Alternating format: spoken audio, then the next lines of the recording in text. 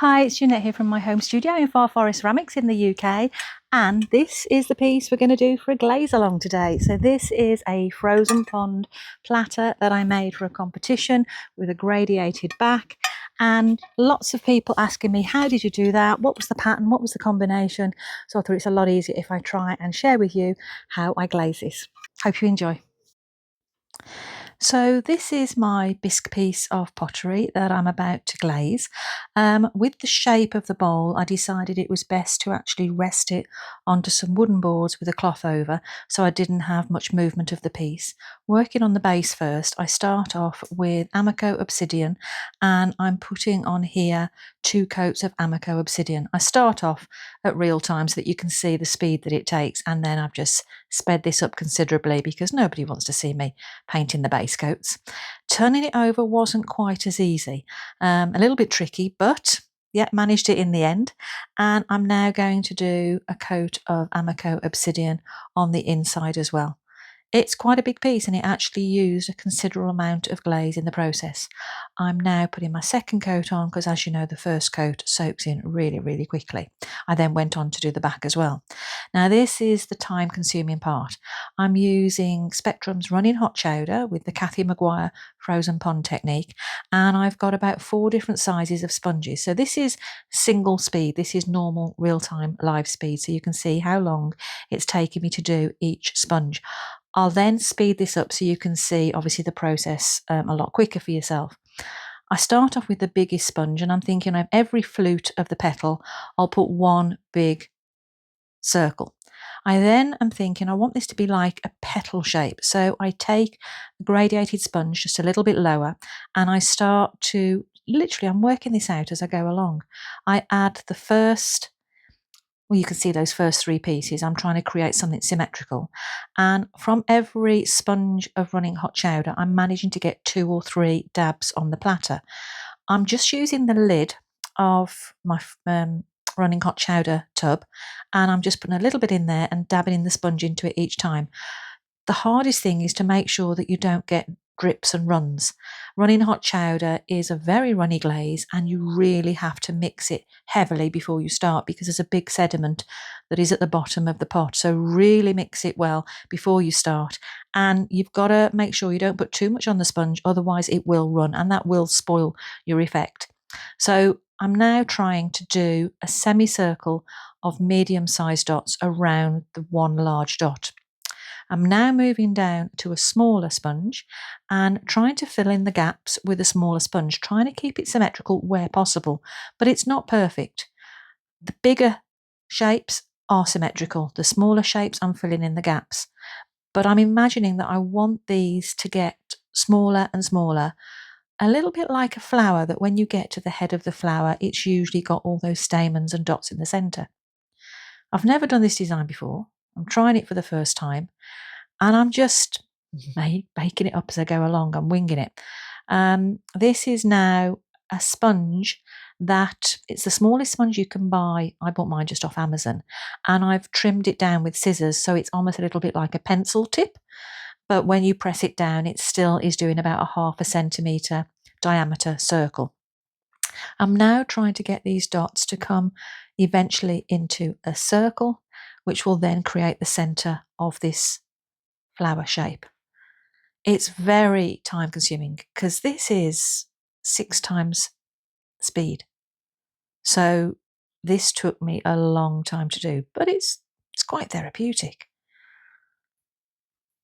It's actually quite therapeutic watching it going on in a faster speed. I'm now filling all the centre and trying to keep the dots fairly close. You can see there's not many gaps. And I think this is what is creating the best effects when I'm attempting the frozen pond technique. There's lots of different variations. So I'm nearly at the centre and I'm now seeing I've got some gaps on the outer rim. So I've just now got basically a makeup brush because I couldn't find anything smaller than the cut down sponge I was using. So you can use cotton buds, but I find they get a little bit fuzzy on the end. So I used a small makeup brush and I'm just filling in the little triangular shapes on the edge. It'd be interesting to see how effective was this very small dot I'm adding on the finished piece. But I like that as an effect, even just as the running hot chowder. Now, what I find is on the very edge of the rim, which is, we're only talking about 0.5 centimetre depth, if even that much, and I put the sponge on the edge. This creates a really nice effect with the movement on the vertical surface. It's nice to have a look at that bit later. So, as with everything, it needs 2 coats. So, this is now going even faster speed. I think we're at times 16 speed now, and I am doing a second coat, repeating absolutely everything I did all over again. If only it was this quick in real time. If only. So, adding the second coat on the edge.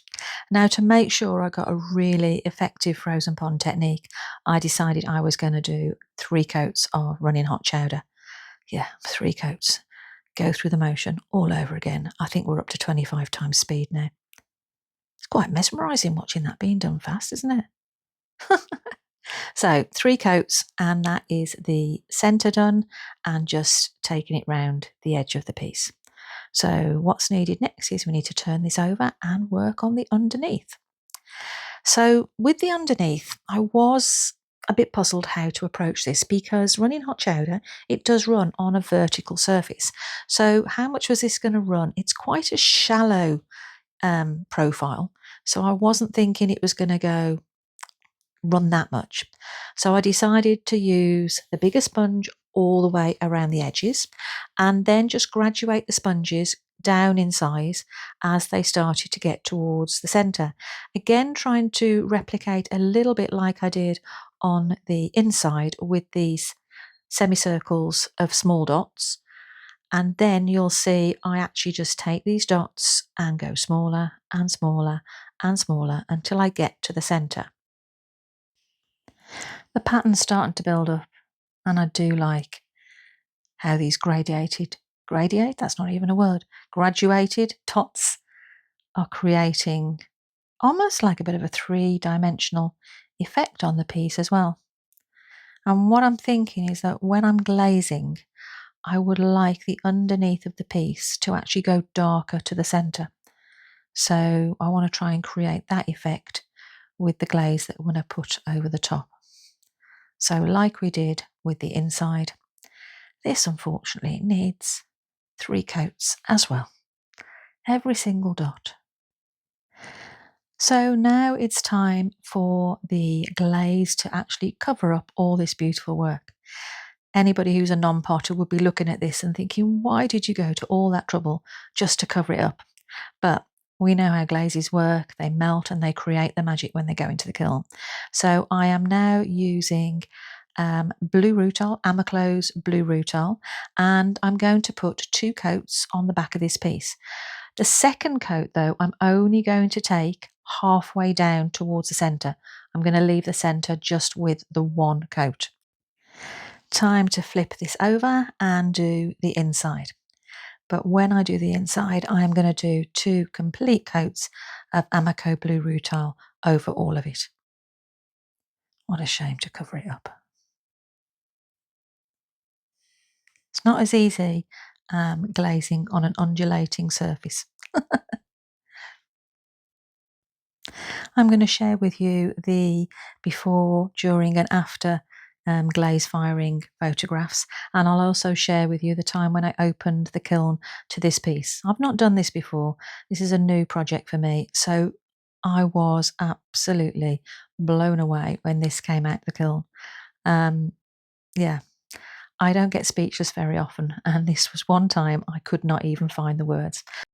I will share the kiln opening with you so you can see my reaction when I open the kiln, and I'm also going to show some before photos. So this is when it came out bisque out of blaze.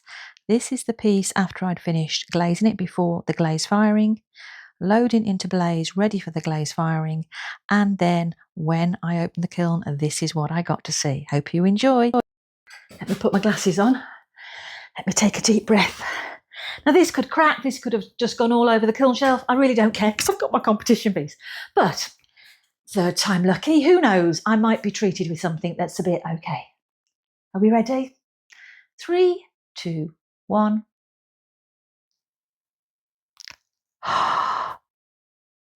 No way. Oh, no way.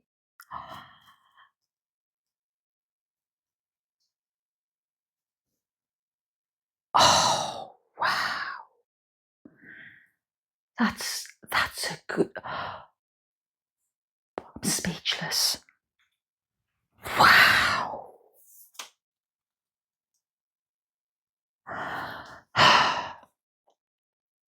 It's beautiful. It's absolutely beautiful. It's made me a bit emotional. It's made me emotional. That is beautiful.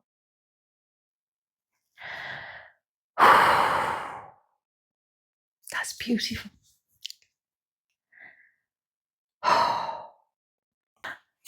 That stunned me into a silence.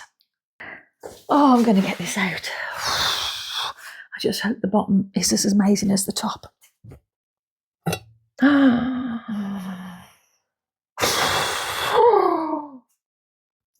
Are you ready? I hope you like it as much as I do. Oh, goodness me. Oh, look.